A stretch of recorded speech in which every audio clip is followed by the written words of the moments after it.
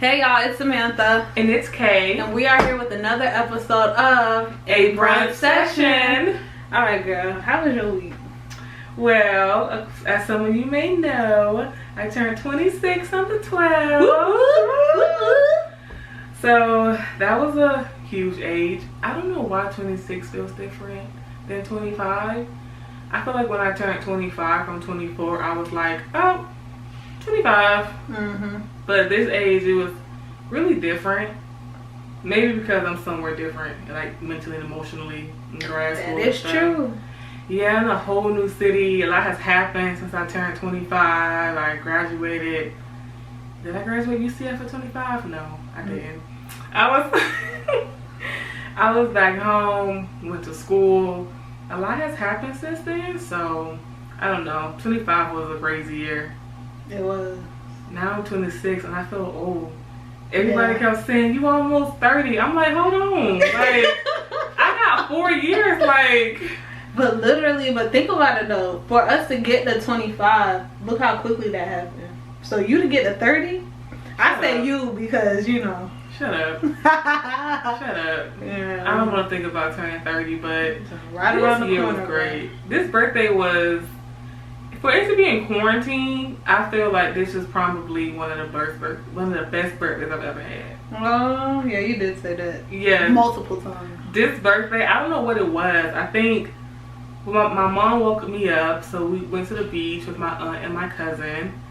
And that was really fun because sometimes it's nice to just get away when my mom is not working and my aunt's not thinking about her business. And for the first time in a while, nobody was worried about work or school or anything like that. We were all just spending time with each other. And then my mom booked me a massage, so that was nice. And the whole mask thing, what did they do about that? They had us wear a mask when we walked in. That's the last thing you want to deal with is them all up in your face talking their mess. Like, it's not time for that. It's not time for that. So that was really nice. And then we had lunch, and that night we came back to the house. The family came together. Sam came with her little sister, and we went to the hotel, and we had like a really good night. And it was just me being happy. Like me finally being happy. And the funny thing is, I remember when, 16, 17, when you think of 20, 26, you think of like, oh, high-powered job, and I'm gonna have this and that. Yeah. I ain't got none of that. I haven't got nothing that I wanted. As far as the materialistic things. Yeah, materialistic. But I wasn't thinking about the emotional side of things when I was 16. I was just thinking about where I'm gonna live. I'm out of Florida. I had a whole plan set up, and then God was like, you're actually not gonna have any of that. But it's okay, because I'm still doing a lot better than I thought I was gonna be doing at 26. Legit. Emotionally, at least. That's true. So, yay, 26. How was your week? My week was good. I celebrated your birthday. And what else did I do? I had, it's finals week for me, so right now, all week I've been, let me not say really studying, but I've been taking finals. So that's been pretty good. I am planning on leaving and going back to Atlanta in a few days. So I'm not gonna lie, I miss Atlanta. Like, really? I really miss it. I'm over being here. I'm tired. I mean, West Palm is, when you come back to West Palm, you feel like somebody just threw a blanket on you. Legit. It's like you just feel like, oh, okay. Like, it's so slow here. And plus it's like I'm surrounded by people that aren't doing the same thing as me. So it's just me being in school right now, regardless of what type of education it is, being around working class people, and you're the one still talking about school, you're the one worried about taking tests. It's just a different environment, and to stay motivated, I need to go back with the people that are doing the same thing as me, which is one of the main reasons I had to leave in the first place. So I'm ready to go because I'm slowly slipping back into old bad habits where me pursuing something important to me is on the back burner because I'd rather have fun and do all that other stuff. So I need to go back. I'm planning on going back soon. So next week's podcast is going to be on Zoom because I will not be in Palm Beach anymore. Yes, she'll be leaving me. So now basically I'll be stuck hanging out with My dog. Which you don't even hang out with. I don't. He don't even know me.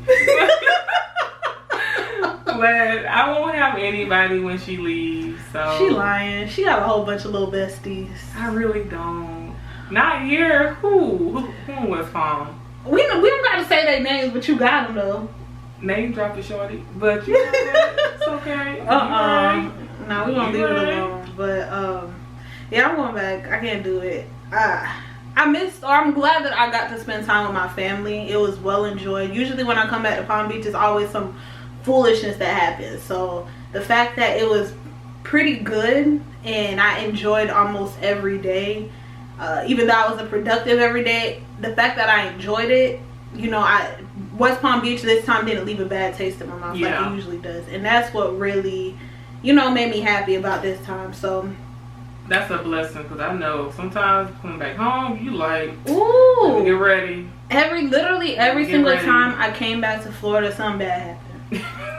Every single time something bad happened that pissed me off. Something bad happened did happen this time, but I was more mentally prepared for it. So that's why I'm like, you know. Ooh, yes for the growth. Girl, when I tell you growth. Because I know the Samantha would have been like in her car the next day. I would have left so quick. What? Yes for the growth. We growing over here. Ooh. Growing. Legit. You know, better attitudes. Trying to be a better person. This episode is special though, because it is our insecure episode. We've been waiting for the season to wrap up. Let me just say something right now. Issa did her thing on this season. She did. Season 4 was good. And it's rare that you find a show that is consistent. Because most shows after like the second season, you're like, alright, took it down. Yeah. Even the second season, some shows can't really keep that momentum. Yeah. So for her to keep it up and for Insecure to have the fan base that it has, I applaud Issa Rae. Issa Rae is one of the best producers, writers that I've ever seen, especially being black. Yes. Like, you don't really see many black producers and writers stay in the game like that. After a while, people already start critiquing. Like, you could have done this better. You could have done that better. You should have did this. Yeah. Any complaint that they have about Insecure is just straight up jealousy. Yeah, and it's like, even when people do critique, I love how she handles it. Yeah. I love how she doesn't let it get to her, but at the same time she listens, because Lawrence was not supposed to be on the show this far. You serious? Yeah, like she said that or yeah, she said that after the first, was it the second season, I think they had broke up. And Lawrence was supposed to be gone, but the fans wanted him back so much, like they signed petitions. So Lawrence was not supposed to be on Insecure past season 2. Oh, see, I did not know. I'm so glad she kept him on, because a 5-year relationship, that doesn't just end like clean cut. And then they had mutual friends. It would have been weird if it was like Lawrence is suspiciously gone, but all of our friends are still here. It's like, did Lawrence fall off the face of the earth? Like, he died? No, like, true. Where's Lawrence at? He don't come to no functions? So it just kind of would have been weird for him to just disappear after 5 years of being in her life. So even with the critique, she listened, because she could have been like, he's not coming back, I didn't write him in, so too bad. And people would have been like, dang, like season 3 was whack. You ever watch a show and like when you see a character like fall off like that, you just kind of do research to see what tea happened behind closed doors? No, I just stopped watching the show. What? Oh, you one of those types. I mean, it all depends. Like, if it was like a Grey's Anatomy, I had to stop watching Grey's Anatomy after, Never watched it. Huh? I don't want to watch people dying on TV. That's why you don't want to be in the medical field. Okay, cool. Grey's Anatomy is legit fire. Every time I sat down and I watched it with someone who was watching it, it was too much damn crime. And it was just a whole bunch of sadness and slow melodies and people dying and folks crying. Then I hate shows that center on like 1 or 2 people. That was not this show. Grey's Anatomy? No. Maybe I just kept feeling like it focused on Meredith, that one episode that I was watching. So maybe it put a bad taste in my mouth. Because I felt like it was just, the whole episode, like 2 episodes I think, it was all about this blonde woman named Meredith, and I was just like, so. I just think about it though. No show would last that many seasons if it was just about 1-2 characters. I thought about watching it, but just leave it alone. Let's get back to the topic, because I see you do this every episode, but we're not doing it this episode, okay? Okay, you're right. Okay, so back on Insecure. So basically, do you feel like Lawrence and Issa getting back together this season was that good? Okay, so me, I'm like a hopeless romantic. I love the fact that they got back together, because there's so many times we just kind of assume like when it's a breakup, you don't go back, like you just move on to the next. But with them, you can tell there was love. Like, I love the fact that they grew apart. Like, let me say it better. I love the fact that when they were apart, they grew up. So yeah, Issa's now doing something she never thought she was. She's out of her bad job, and now Lawrence is getting his state of mind together, where he knows, got a job, and he got a job. It's like, you know, he's not focused on, let me just sit back and do this business on the side and make my name great. I could work under somebody else and make their name great. Yeah. You don't have to be, you know, the face of the business all the time. You could be in the back burner and still make a difference.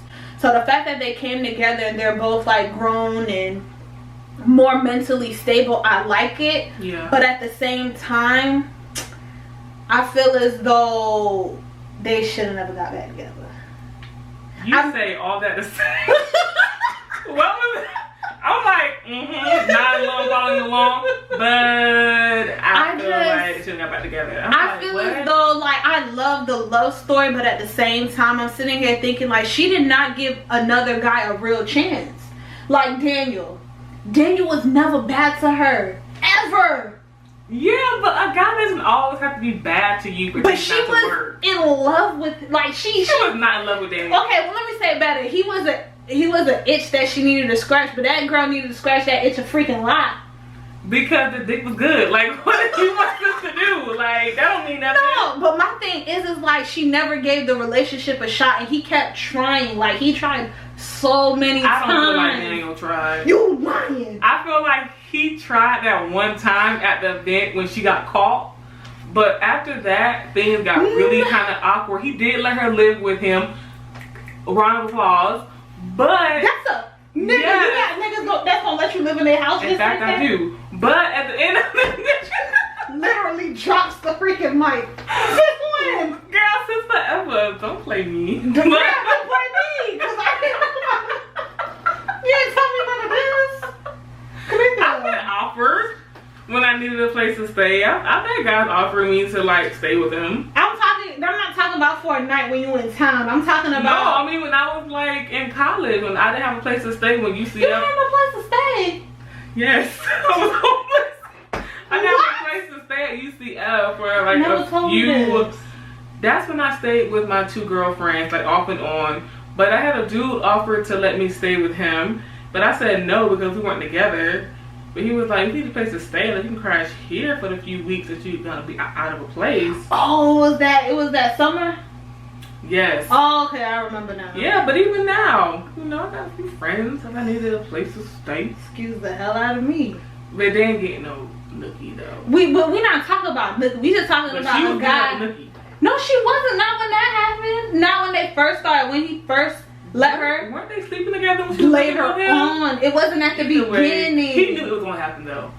Oh, so you feel like that's the only reason why he let it like her? No, I don't feel like. I feel like he genuinely cared about Issa, but I feel like they were not.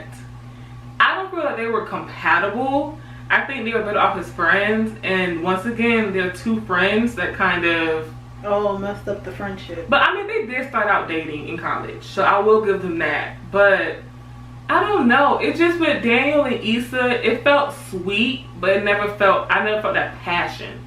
Like I didn't feel like I felt passion. When he skied in her face, I said it's done. But what do you? First of all, that whole scene. No, I just felt as though when Sis had to walk outside with a napkin on her eye, I was like, how dare you? First of all, Issa is dramatic as fuck. I would have had an eye stuck on my eye if a man skied. You are dramatic as fuck. Let's be real. If we were gonna compare you to a character, you would be Issa, bro. I will be Issa. Okay, I'm kind of awkward. Yeah, and you all over the place, and you're extra and dramatic. Girl, calm down. You need to relax. So no, listen. So at the end of the day, yeah, you would have put an ice pack on, but it was never that serious. Like, that's an intimate moment. Y'all doing things. So in my mindset, it's just like anything can happen. Why are you? That. It's not that. I don't know. Maybe I'm just retarded. You're a white girl. Huh? White girls do that. White girls let a man just ski up in the eye. Listen, in my mindset, it's sex. There's no rules to sex. Let's be real. I have rules. Sorry. I have rules. Listen, it should be an open platform. I just assume. So in that whole scene, I'm just like, open? you know. Be careful with that word open. I apologize. Let me not use the terms too loosely. Yeah, because everybody got rules. I understand people got rules, but I just assume with those two people, there should be certain guidelines, but certain things I don't think are that serious if it wasn't talked about. And that to me is not something I feel as though she should have been that upset with if it was never talked about. Like, if y'all already made y'all rules, don't ever ski to my eye. Don't even do that on my face. Point blank period. And he does that, okay, it's disrespect. But if there's no conversation, how in the world are you supposed to know if it happened? It happened. True, you right. And in the show, it's very apparent that he did not know and she did not expect that. So it was never talked about. That bottom line, Daniel was a no. I did like Daniel, but not for a long-term partner. But I did like Daniel. I really like Daniel. I was on Team Issa when she cheated. I'm not a fan of cheating. I'm not saying it was right. But I was happy it was with Daniel. I knew you was about to say that. I was happy.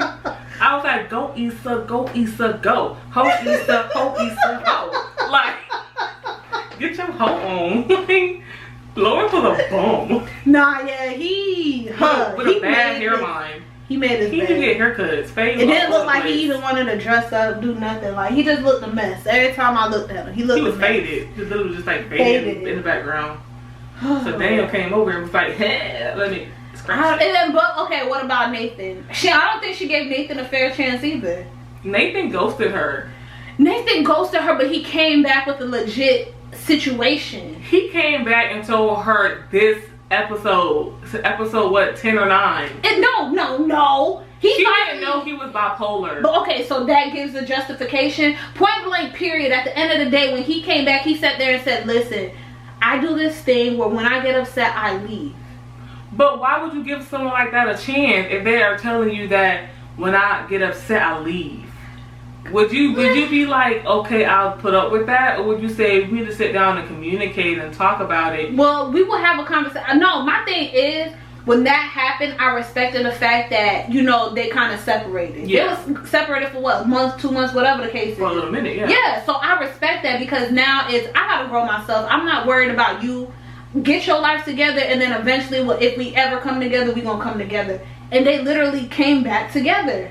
Yeah. In a certain way. It could have happened. So would you date someone that ghosted you? All depends on if you ghosted me because you started like speaking to somebody else, oh hell no. No. Because no. Yeah, I do like, the thing is, I do like Nathan. I really do. But I think he still has some things to figure out. I think that in that relationship, even though he did have a valid reason, because I'm an advocate for mental health, and I love the fact that the show is addressing that, but I feel like it still kind of ruins some form of trust, because now you're kind of like, okay, you're back, and I respected him for coming back and communicating with her. I did. I respected him for not being a coward and like running away from the situation, but it just, I don't know. I do like Nathan. If she was not going to be with Lawrence, I would pick Nathan. For sure. Over Daniel, for sure, I would pick Nathan. I would pick Nathan. Daniel was second on my list. Daniel, I know. But Nathan is second on my list. I feel like they have good chemistry. I think he's very attractive. Ooh, child. That's the only reason why. Nathan is very attractive. And Daniel ain't do nothing wrong. You gonna put him last on your list? But you don't have to do anything wrong. I think it's just because you think Nathan look good. I think Daniel looks good. I think you think Nathan looks better. I don't know. They look so different. I can't even compare them. I feel like if Nathan and Daniel both coming into the function, excuse me, God, but Penny's wet. Like, no, both. Like, what do you mean? They're both highly attractive. Now, Daniel's a bit too short for my taste. That's okay. He makes up for where it matters. But how the hell you know? Not that. I mean, his personality is worth it. Wink, wink. But that's a big wink, wink. I know. He looked like he, you know, he has that big D energy. He does. He got the energy like, oh, you want to go? All right. He does. Dudes like that, they know what's going on. But you know, Nathan, I do like him a lot. It just, dang, he ghosted our friend, even though he was going through a lot. I don't know. I like Lawrence the best for her though. I like Lawrence the best for her, even though, boom, Condola's pregnant. I knew it was gonna happen. I said that already. It's the fact that Condola and him just kept on having conversation after the breakup. I'm like, if y'all break up, why y'all still communicating? Something's going on. So I been knew she was pregnant. I saw that jump a mile away. I saw that happening. And that makes it harder for Issa and Lawrence, but I kind of still feel like they can make it work. Hell no. No? I mean, they can, but hell no. It'll be, because I feel like it happened before her. It's not about that. It's about, okay, first of all, Lawrence is about to move. Yeah. So that was already a strain in their relationship. Now all of a sudden, baby girl was talking about hopping on that train. I mean, that plane and moving with him. But now you bringing a baby into the mix too? Yeah. But based off Lauren's reaction, deadbeat. Very much deadbeat vibes. Very much deadbeat vibes. Girl, the way he reacted was treacherous. Yeah. I would have got in my car and ran his apartment down. Yeah. The way he reacted was horrible. Are you sure that his mom? I may ask you that question. You better run up. But you already know. Like, let's be real. First of all, they broke up, so it was expected for him to question, like, my nigga, we not together. But they weren't even broken up for a month. How you know? Because he said on the show that he told Issa, you know, yeah, we talked and we're over, because they were still kind of like, they were not together, but they were still communicating. Yeah, they were. So Condola doesn't strike me as the kind of chick, just based off her character on the show, who would be like texting Lawrence, but then got another man in her sheets. Because remember, it seemed like she was married, and then she kind of wasn't dating for a bit, and then she met Lawrence. She don't strike me as the kind of female that's like, you know, ho Condola, ho. You don't kind of say ho. I don't think she a hoe, but at the same time, it's like, if you're dating and you and that person aren't dating anymore, you're open to other options. I just felt like that was so disrespectful. The way he reacted to me was just like, Lawrence, you being an F-boy. You being an F-boy right now. Stop it. Like, you dated this woman. This was not no hooking up every once in a while. This was I'm at your house. You're at my house. We're going on dates. We're hanging out. We're together holding hands. So for you to act like she was just, you know, is it mine? You know, why do you want to keep it? You know, it's just like, wow. So I was good before you got this job in San Diego, where Issa came back in your life, everything was Gucci. But now that you got this job and your old girl came back, now you looking at me like, man, you need to abort it. Like, I mean, but I don't even, let's be real, I don't think it has anything to do with all those circumstances. I think it does. I just don't think he wanted a kid, especially not with somebody he not with.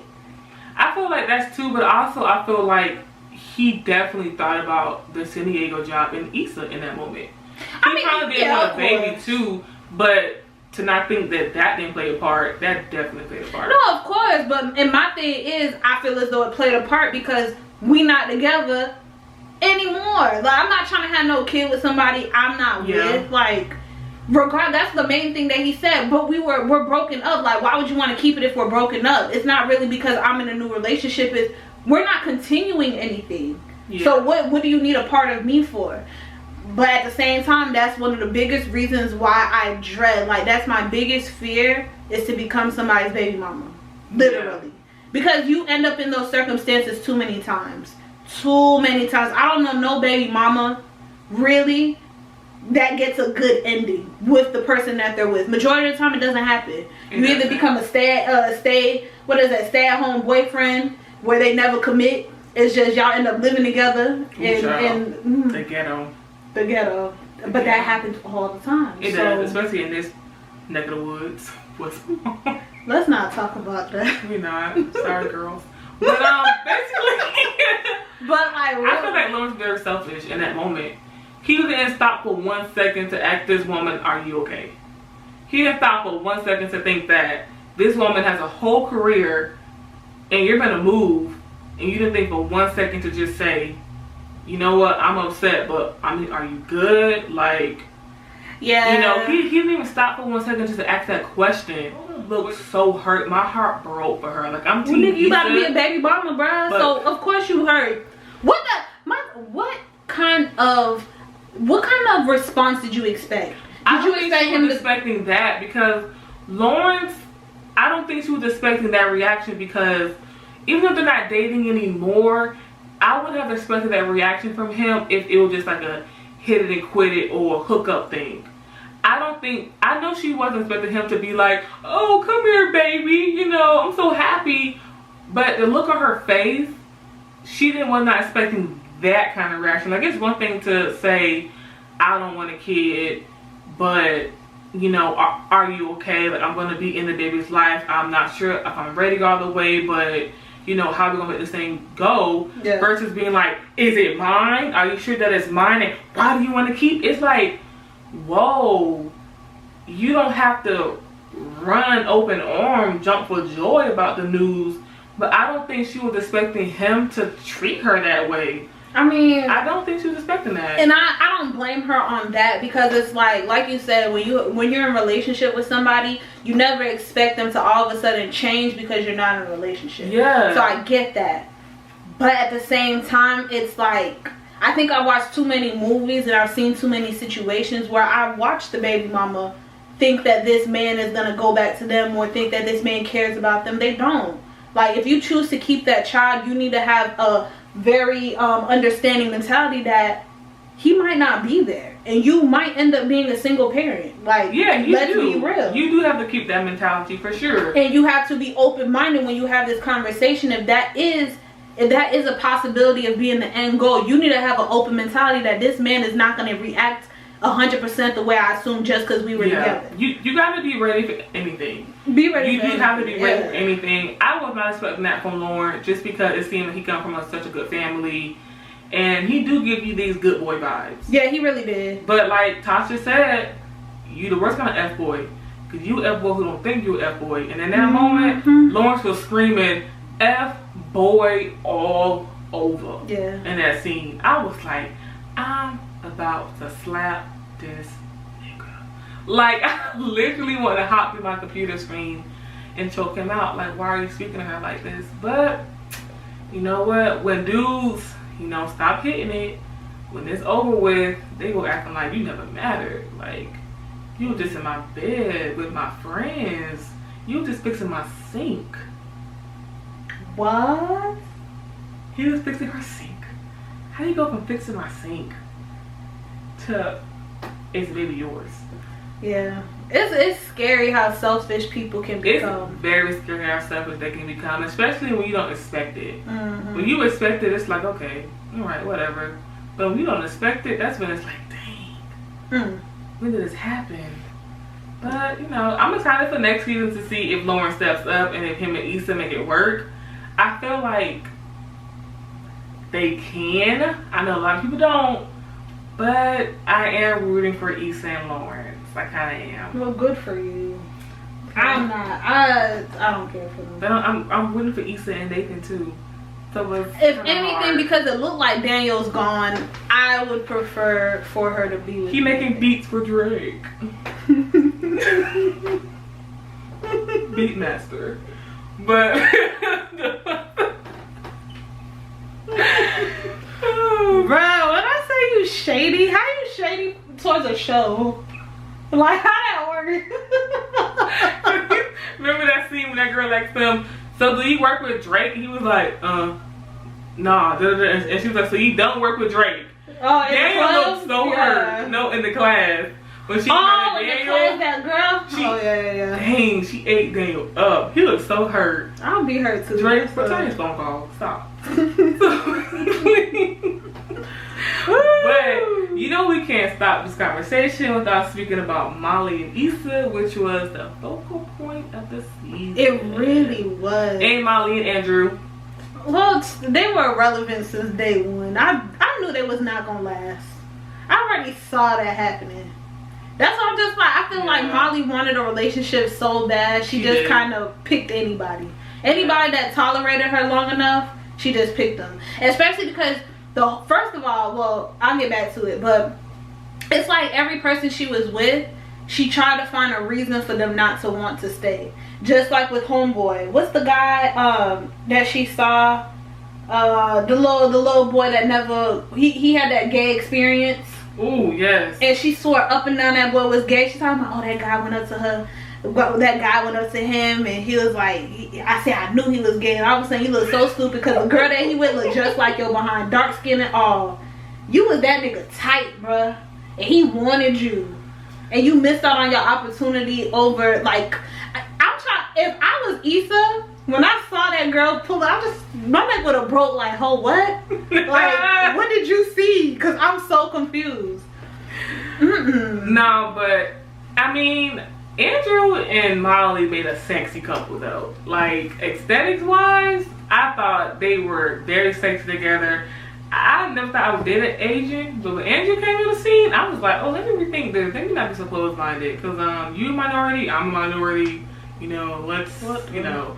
But he looked good. But he should have definitely broke up with Molly. She was being very selfish. And a lot of things that he wanted to do. It's too dark. Yeah. I guess, yeah. Oh, and my camera's about to die. Y'all, just watch it on the podcast. Listen to the podcast, y'all. Peace out.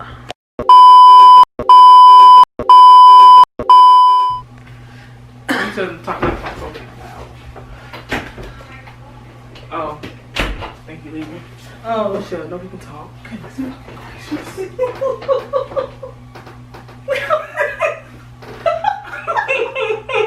What? You an asshole, bro. Alright. Hey, y'all, it's Samantha. And it's Kay. And we are here with another episode of A Brunch Session. Oh. Cut that off. Dang. Well, okay, we'll keep that in. I'm like, what is going on? Bloopers.